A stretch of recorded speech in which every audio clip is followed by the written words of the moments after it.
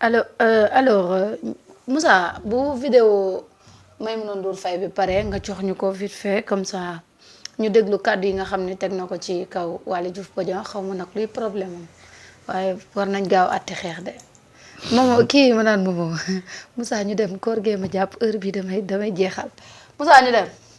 dëggal li ma doon wax mais tey damay tontu rek quelqu'un qui a travesti mes propos muy le DG du port Waly Diouf Bodian. Waly Diouf Bodian c'est un paresseux. Je suis sûre que il n'a pas regardé l'intégralité de la vidéo comme moom dafa yaakaar dem ci réseaux sociaux yi bind.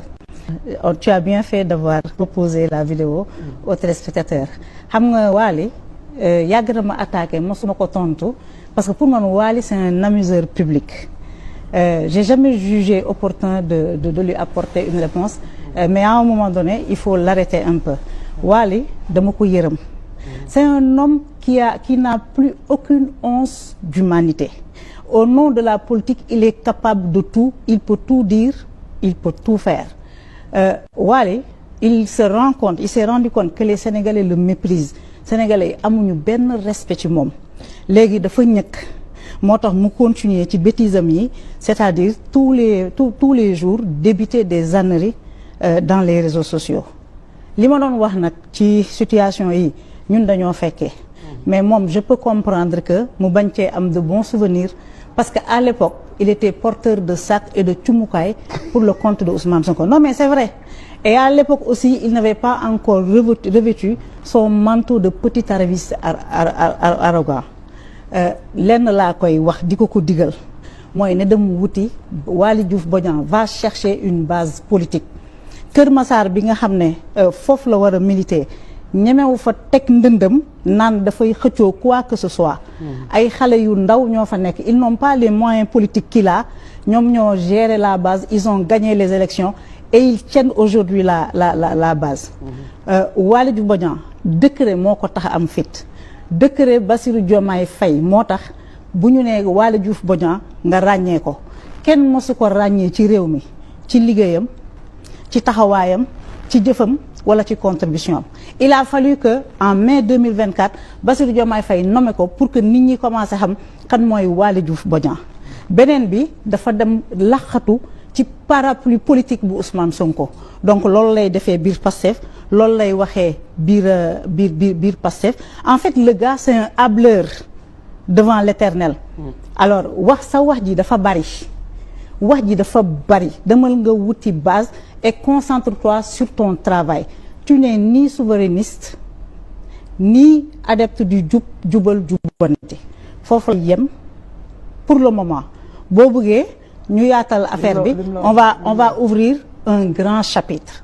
li mu la wax yëpp li ma ci déggee ci fin bi de waaw Waly maa ngi xaar sa tontu dégg nga waaw koy Bodian xam naa ne tontu bi dina saf te gàtt mais waxuma lool de fi mu daanelee nee na nekkul ci jubal jubbanti Waly kon ça veut dire que ni nee na foofu la ci yamagum que ni kon Waly mi ngi dox contrairement ak li projet bi di teg yamu ca mu ne Waly Diouf Bodian mii daa war a dem liggéey wax ñi daa bëri mi ngi wax ak nag ku mën a tontu. waaw mais xam nga Waly sa tontu laay xaar di doomu ko dimbale. Marita xam nga il faut nga comprendre nii.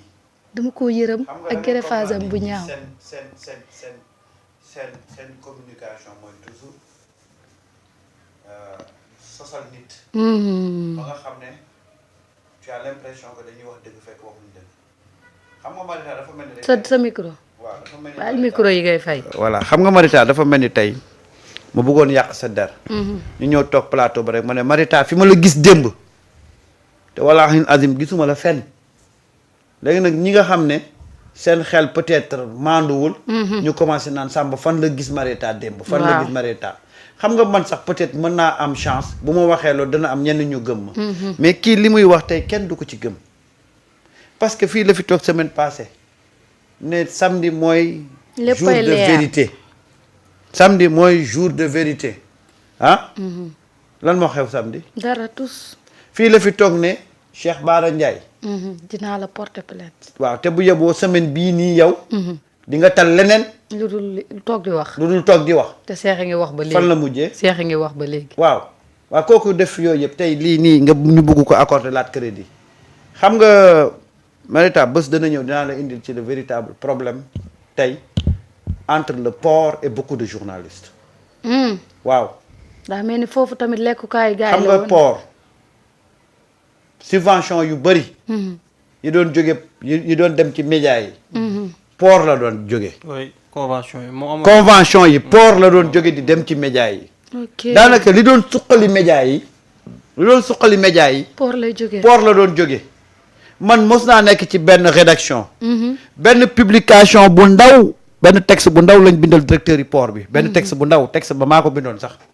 xam nga ñaata lañ ko daggal ci subvention ñaata lañ daggal organe bi subvention ci saa si 8 millions lañ ko defal chèque 8 millions. 8 millions lañ ko defal chèque. port.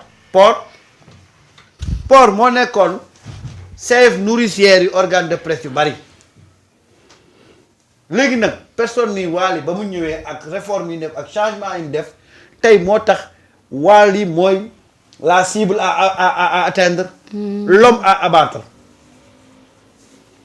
loolu moo tax ñu bëri tey ci organe de presse yi bëgguñu Wally mais ce qu'elle dit lan moo ciy vérité Wally bu fekkee ne mu ngi wax mais y a des résultats y a des chiffres qui montrent que Wally est en train de faire un excellent travail au port. ah c'est-à-dire que man je veux savoir par rapport à ce qu'il dit lan lañ mën a dut baaraam ne lii dëgg la bu amee rek ñu d'accord ceeg moom ah. waaw bu andi woon preuve yi sax. waaw mais xam toog nga di wax rek. waaw mais xam nga dafa am ñoo xam ne toujours dañuy wax ay wax yoo xam ne mooy yàq dari nit xam nga toog ba si àgg ngay wax ak nit di wax ak nit ba si àgg naan mais moomoo yow li ma la xamal soo xamoon li ma la xamal ah di nga toog jàpp sa njàmbur xam nga yooyu fekk xamaluma dara moomoo mais c'est une façon de vouloir discréditer moomoo loolu mooy technique bi ñoom bi ñuy utiliser. yow fii toog nga fi dégg benn waaye taxaw naan démb ci 2 heures du matin waxtaan nag benn kilifa gu mag. fekk 2 heures du matin fekk na mu ngay xaran ah. d'accord. waa ji mu lay dégg de ci wet gi fi la dëkk de. ah. waa ji mu lay dégg de ci wet gi fi la dëkk. waaye yow dégg. alors Momo sa jàngat par rapport ak kàddu yi nga xam ne moom Maimouna Ndour Faye yëkkati na ko jëmale ko ci Waly Diouf Bodiang. oui c'est normal c'est normal. personnel bu fa am de. non c'est normal non Wally rek day dugal ay coups yoo xam ne boo ko jotee je pense que lu raw xataraayu di nga ko def parce que boo xoolee récemment rek tweet bi Wally def jëmale ko ci moom pour man looloo waral voilà cette réaction te jar na ko nag wax dëgg yàlla di ko masawu parce que am na propos yoo xam ne moom koy masaw nit Maimouna Ndour Faye loo koy masaw. non dafa am propos yoo xam ne c'est-à-dire Wally il prend pas le temps pour di expliquer jël temps pour dire waaw yow nangam ak nangam moom day toog rek dóor la deux phrases yoo xam ne mën nga see wax at xoolal voilà xaama génneel la post bi mu def récemment ci Maimouna Ndour Faye nee na Maimouna Ndour Faye a une version remix de tout le processus qui a conduit Pastef au pouvoir. C'est logique car elle nous a combattus de toutes ses forces. On lui a raconté ou elle a fabriqué des bobards qu'elle répète partout, portant une parole qu'elle finira bien par assumer. La dame a une élasticité morale lui permettant de flirter avec tous les régimes. léegi élasticité morale bi pour man kuy wër coow ci diggante ñaari nit ñi rek demal ci élasticité morale bi lii mooy problème bi. baatu élasticité morale bii nii.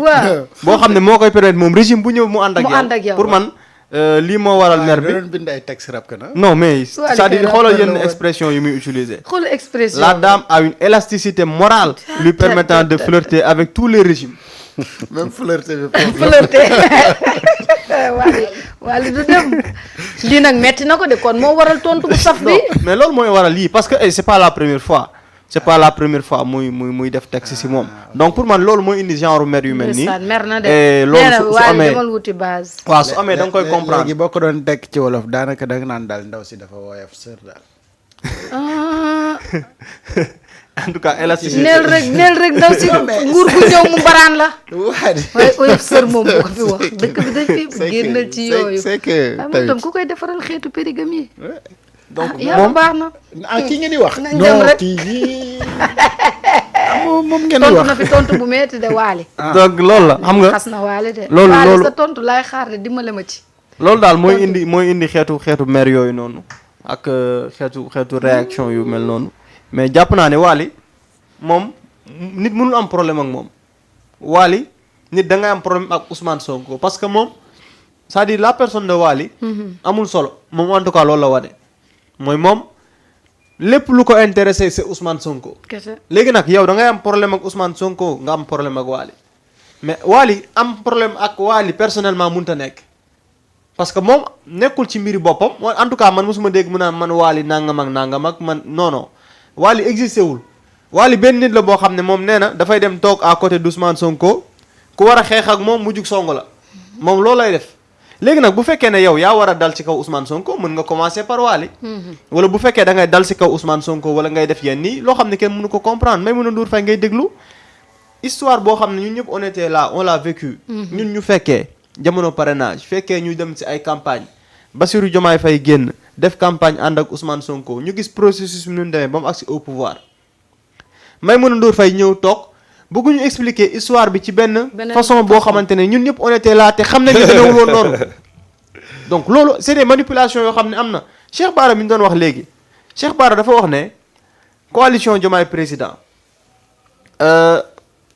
Mimi la ñuy gis ci kaw waaye Maimouna Ndour Faye moo nekk ci suuf mais loolu ba mu ko waxee dañoo waroon gis des actes yoo xam ne day weddi loolu mais par la suite qu'est-ce qu'on a vu. moom mooy yor communication bi de. bañ nañ ba président de la république su waree génn laataa président di génn ci dem ci assemblée générale bi moom moo koy annoncé. day annoncé ba annoncé la à peu près lan moo nar a doon le discours du président de la république. donc moom il a toutes les informations finalement est-ce que moom du dëggalul kàddu yi nga xam ne moom la Cheikh Bara doon wax comme quoi que moom moo nekk ci suuf moom mooy dox mbir yi moom sax mooy dox yenn relation yi entre président Bassirou Diomaye Faye ak yenn nit yoo xam ne dañu war a fekk si boobule coalition donc lii mooy situation bi léegi nag am na genre texte yoo xam ne nit bu la ko tontoo waaw moo waral wax ji te pour man il va pas se précipiter tey lay doon suba mbaa ginnaaw suba. dina tontu dina jëlaat beneen. dina tontu bi rek laay xaar ne nii alors seet naa leen xam naa ne fekkee woo bi ñuy projeté vidéo bi wax na ci Wally wax ne daal bu dul woon décret présidentiel kenn du xam kuy Wally na bàyyi wax ji te dem liggéeyi nag xam naa pour moom histoire bu yàgg la ak média yi. waaw léegi su waxee loolu moom si boppam am na réponse bi parce que. wax naa la fi suñu grand ba la mu daan wax. mag moom bu waxee dëgg xam na. bu fenee it xam na. Wally moom je pense que ni nit ñi xam nañ ko bien avant muy am décret. loolu moom mooy li leer loolu c'est factuel. beneen bi mooy un homme politique soo ko bëggee tàqali ak wax. lan nga ko bëgg a réduire. mais Wally du ko nangu. parce que c'est un homme politique. maintenant nag la muy def port autonome de Dakar. moom ngay analyser. nga gis ne bi mu ñëwee port autonome de Dakar lépp lu nekkoon ay emploi fictif dindi na ko fa convention yi nga xamante ni moom Samba mu ngi koy évoqué tout à l'heure ay centaines de millions la gars yi doon jël di ko def ci ay convention yi nga xamante ni amul benn njeexital ci port autonome de Dakar mu dindi ko et moom mu jël temps bi muy am pour sa vie mais pour def de la politique mais mu def de la politique loolu dañ ko interdire dans ce pays là. Ousmane Sonko nekkul di wax. kenn moo natable nekkul di liggéey. mais mu ngi nekk di liggéey. kenn kay moo nekkul di wax te liggéeyut. wala gisuñu bopp lu mu liggéey te waxul. génnal foofu donc di wax di liggéey moo ñu gënal ku ne tekki te deful dara. am na ku ko woyoon de. am na ku ko woyoon de kuy wër di wax. waaw weer wu dee mënuñoo yem résultat. am na beneen woy bu demee noonu. waa tamit. mais dama ki liggéey di wax ak ki patata liggéeyul nag. résultat yi 2029 lay feeñ. léegi dama lay junjal benn affaire bu ndaw. waaw après gars yi di xëy na yeneen gars yi am xam-xam dinañ ci dugg. Waly Diouf kan la remplacer. port. Mountaga Sy passation de service bi. amul ku ngeen fa seetlu woon présence yi ku fa toogoon. ankay. kan la woon. Maimouna Ndour. lu ko fa tegoon. xaritu Mountaga la doomu ndayam la est-ce que du càmmiñam. circulé. yow yaa ngi ñu yóbbuwaat ci ci li Cheikh Bara wax ñoom ñaare càmmiñam la nag buy plainte na plainte waale am na ku mu wax ni plainte waale génnal foofu loolu da ko Cheikh Bara li jël waaw non damay wax rek di Cheikh génnal Bara foofu wax neel càmmiñam la rek càmmiñam la en tout cas waaw daal moo tax mu demoon teewee ji passation de service man daal dama ne leen dëkk bi nag ndekki lu ne am na fii de kan la Wally remplacé passation ba kan moo fa toogoon fa la yem circulé moom nag li ma jaaxal mi ngi fépp Mouhamed Dieng ma nga fa moom il est partout moom day koo doon lijjanti moom alors bala ñuy jeexal mbirum Pape Cheikh Diallo mais jot naa Léon de waa Léon naxaar bañ pare waa lu wax moom non jaabul bi laa ko doon laaj kan ngay traité de jaabul foofu. mu ne ne non mu ne xalaatul traité Ousmane Sonko de jaabul. mu ne ko kon damaa baax bëgg na. mu leer de. moo gën de bala alors ñoo gis Pape Cheikh Diallo soxnaam Kya Aidara daal dinañu koy déglu auditionné ko laaj ko ci fréquentation yi nga xam ne moom borom këram am na ko alors ci bi ñu ko dégloo nag defal nañ ko itam test sida bi ñu jàpp ne amul jàngoro ji nga xam ne moo di sida waaye bi ñu ko dégloo laaj ko ci fréquentation yi nga xam ne borom këram amoon na ko bi ñuy sëy ñoom ñaar dafa ni xamalu ko benn fréquentation li mu xam daal mooy jëkkër ju baax la papa ju baax la pour